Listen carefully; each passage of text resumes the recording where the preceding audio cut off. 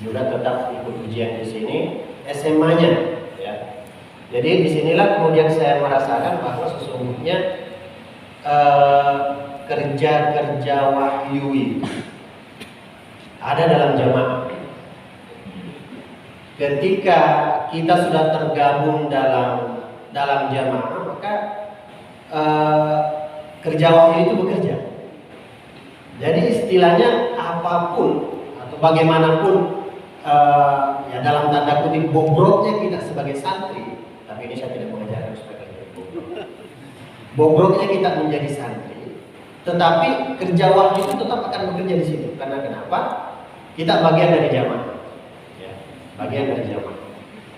Nah, misalnya SMA kelas 1 naik, ketika naik kelas 1 kan kita langsung ke Tantra Lili yang di apa namanya sama Ustaz Suwito dibuka, lalu kita yang punya tempat.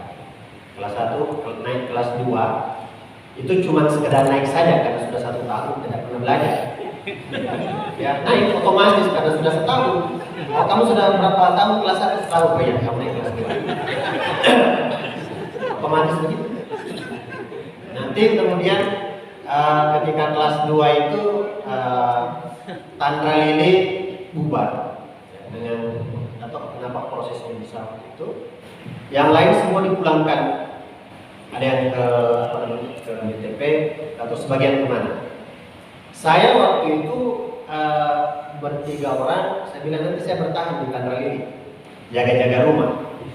Sekitar saya ber3, Ustaz Sapa, Ustaz Jamal, dengan Ustaz Jamal juga dari Polres. Dan saya ber3 di situ. Lalu kemudian datang Ustaz Suwardi. Ustaz Suwardi itu kakak saya. Karena saya kemarin ceramah di Muhajirin Beloka, dia bilang katanya ada adik kemarin di sini ceramah. Siapa? Suwardi. Itu kakak saya, Pak. Saya, apakah saya boros di muka? Nah, seperti itu datang Ustaz Suwardi, sudah kamu kembali ke belakang saya. Akhirnya waktu itu kelas 2 SMA, saya di Balikpapan. Waktu itu kepala sekolahnya sebelum Ustaz Nasri, iya. Itu saya pertama datang bilang, kamu kelas 1? Bilang, saya di Makassar sudah kelas 2 Ustaz. Saya juga tidak kasih tahu, bilang saya tidak pernah belajar di kelas 1, kelas 2. Saya cuma bilang saya posisi saya di Makassar itu kelas 2. Ya sudah, kalau begitu kamu masuk kelas 2. Ya, seangkatan sama Ustaz Darmansyah, Anca. Saya ke sekolahnya. Pak Sori. Saya ke sekolahnya. Belum Ustaz, belum waktu itu. Oh, iya, masih siapa namanya? Ustaz Basori, Ustaz Armin, itu angkatan saya. Kalau Ustaz Sumaryadi senior. Nah, memang ada kamar khusus senior, beliau ada dalam situ. Di tingkat 2 itu. Nah, lalu kemudian naik kelas 3, ini sudah betul-betul belajar ini. Nah, naik kelas 3, akhirnya pergantian kepala sekolah Ustaz Nasri. Ya. Nah, menjelang ujian, sekitar 2 atau 3 bulan menjelang ujian itu, saya melanggar. Saya melanggar dan keamanannya siapa? Ustaz Armin.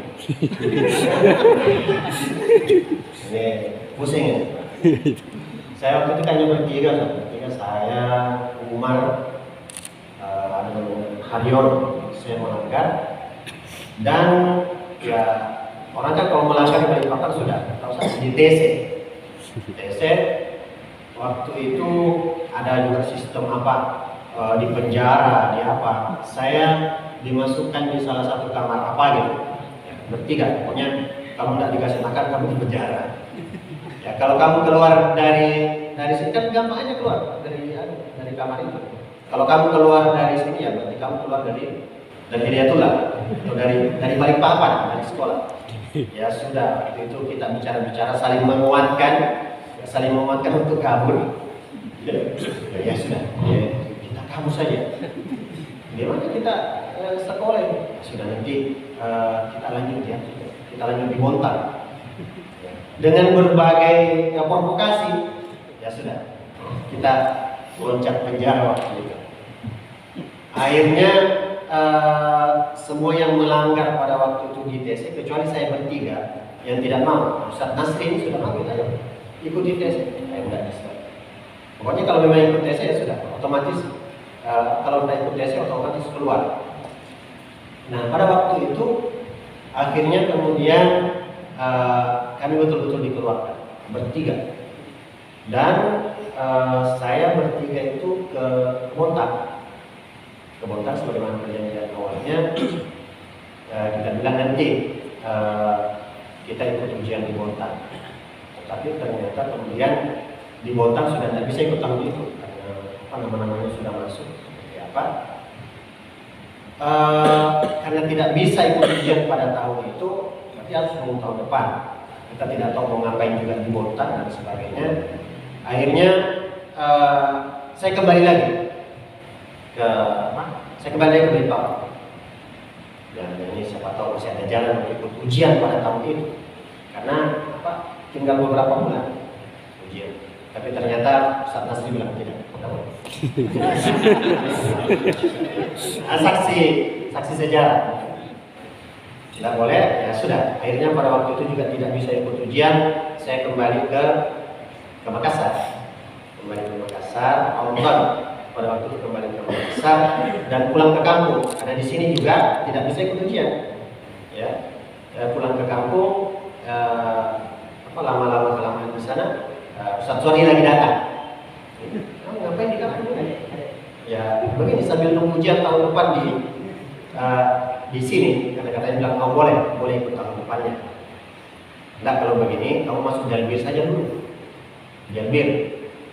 Dan bagaimana cara masuk Jalbir? Tidak ada ijazah. Jalbir itu harus ada ijazah. Akhirnya, ya betul juga. Akhirnya lama-kelamaan begini saja. Kamu masuk Jalbir pakai ijazahnya sepupu.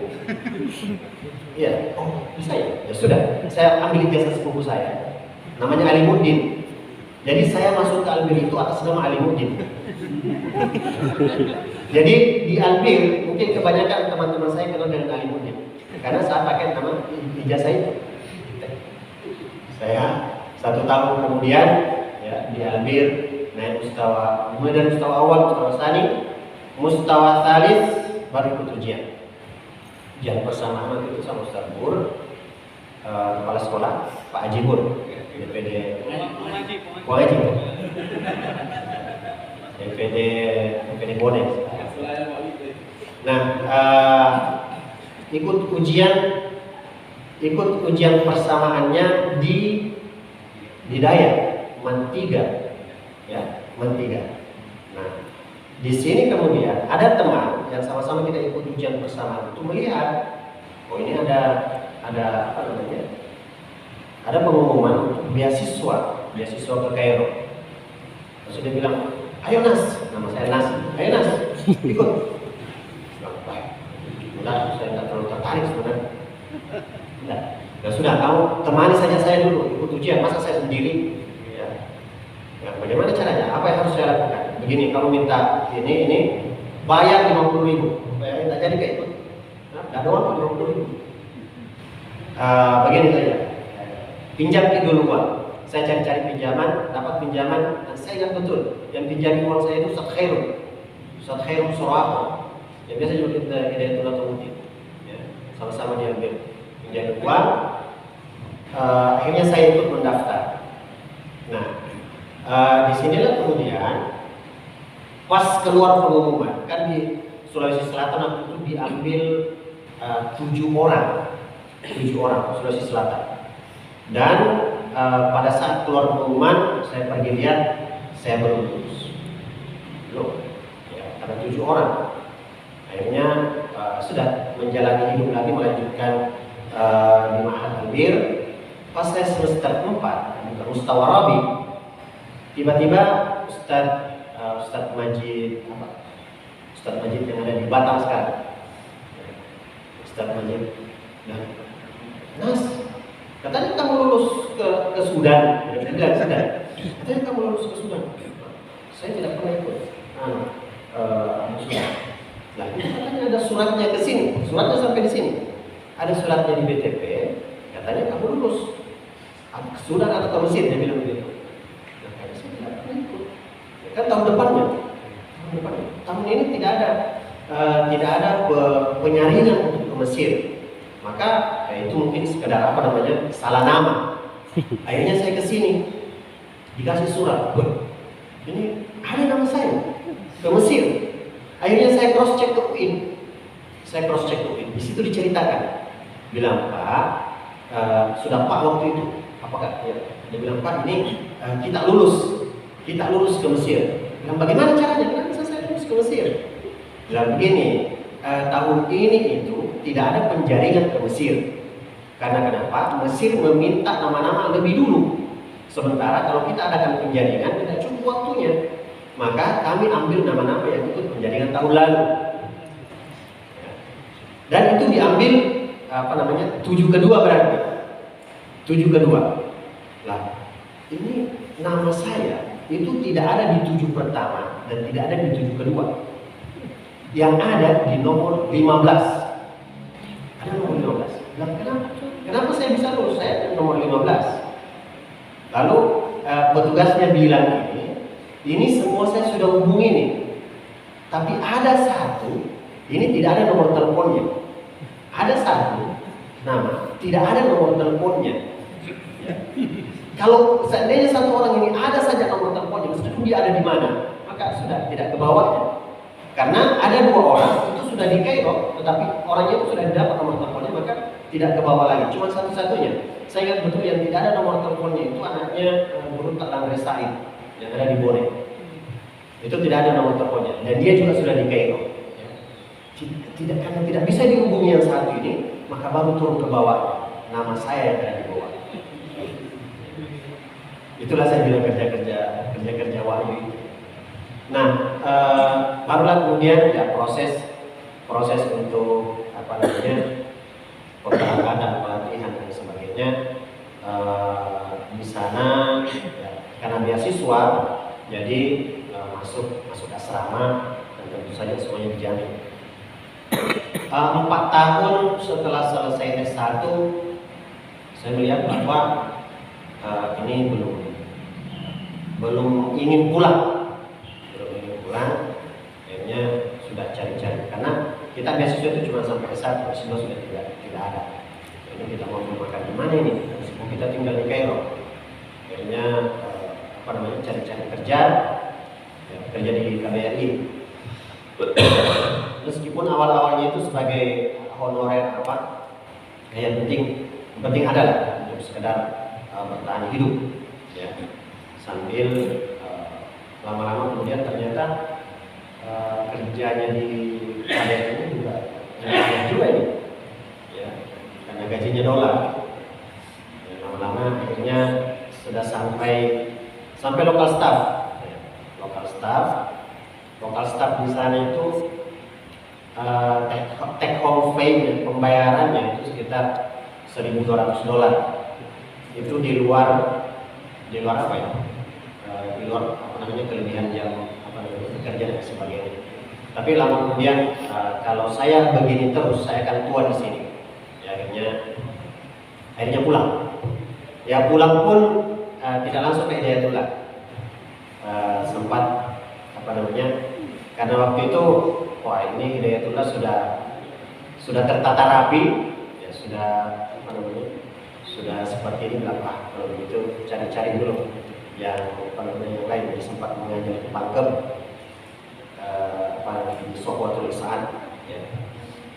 Lalu kemudian nanti momennya itu ketika pernikahannya anaknya Ustaz Tashrif Nurul, saya datang. Baru kemudian diskus sama Ustaz Kadir. Antum dari mana saja ini? Sudah di sini saja. Mulai waktu itu saya baru dikasih 1 kayak jam mengajar dan sebagainya. Barulah kemudian kembali lagi yang sempat tadi tersesat kemana-mana, kembali lagi ke Hidayatullah. Jadi kira-kira seperti itu. Jadi itulah yang kemudian saya katakan bahwa kerja-kerjanya yang tadi yang dikatakan sebagai wahyu sistem, ya, itu bekerja ketika kita berada dalam jamaah. Karena memang saya rasakan betul, ya, ketika kita di luar dari di luar dari jamaah ini kan kita memang dijanjikan beberapa fasilitas dan sebagainya. Tetapi kalau saya bandingkan dengan fasilitas yang sama yang didapatkan sama teman-teman yang ada di dalam sebuah sistem, tidak beda jauh, ya, bahkan mungkin lebih jauh. Saya katakan misalnya seperti ini, adakah pengurus yayasan yang belum pernah naik pesawat? Kira-kira seperti itu. Nah, di sana orang yang bekerja di perusahaan-perusahaan itu tidak semua mereka pernah naik pesawat. Artinya kan itu semua fasilitas-fasilitas itu Allah berikan kepada kita tanpa kita rasa. Karena kenapa? Kita berada dalam di jamaah. Itulah yang saya rasakan. Sebenarnya masih banyak hal-hal yang kemudian menjadikan kita bahwa ada sebuah sistem yang berjalan yang mungkin kita tidak rasa. Dan kapan kita rasa bahwa sistem itu berjalan dalam diri kita? Kalau kita melihatnya dari luar, bahwa ini saya sudah meninggalkan sistem, maka akan ada kegoncangan. Ya, kalau kita sudah sedikit saja keluar dari sistem itu sudah. Saya kira seperti itu saja. Pengalaman perjalanannya. Jadi sekali lagi ini terutama teman-teman santri, ya, bahwa kalian berada di sebuah sistem, jangan sampai kalian mengatakan bahwa ini kok tidak ada rasanya. Karena begini, ada salah seorang syekh, tiba-tiba ditanya, bilang, ini syekh, saya kok sudah lama betul ikut pengajian tadi ini, saya kok kayak tidak ada dapat apa-apa ya. Lalu kemudian syekh ini ambil makanan yang ada di dekatnya. Nah, coba kamu makan. Langsung murid ini makan. Lalu kemudian kamu sudah makan kurmanya, sudah. Nah, kurma itu kan apakah kamu tiba-tiba tambah besar? Tidak ada juga yang berubah. Nah, tadi itu kurma yang kamu makan itu jadi sel yang ada dalam diri, jadi darah, jadi apa yang ada di dalam diri, tetapi kamu tidak rasa, ya. Maka kadang-kadang sistem ini berjalan, hikmah-hikmah itu berjalan, mungkin kita tidak rasa, tapi yakin saja pasti ada, ya, pasti ada yang sedang terjadi. Tetapi jangan mengatakan bahwa prosesnya itu cepat, ya, prosesnya harus langsung kelihatan. Tidak, dia akan membutuhkan waktu, membutuhkan kesabaran, dan membutuhkan usaha. Saya kira seperti itu. Sekian, mohon maaf segala perhatian. Assalamualaikum warahmatullahi wabarakatuh.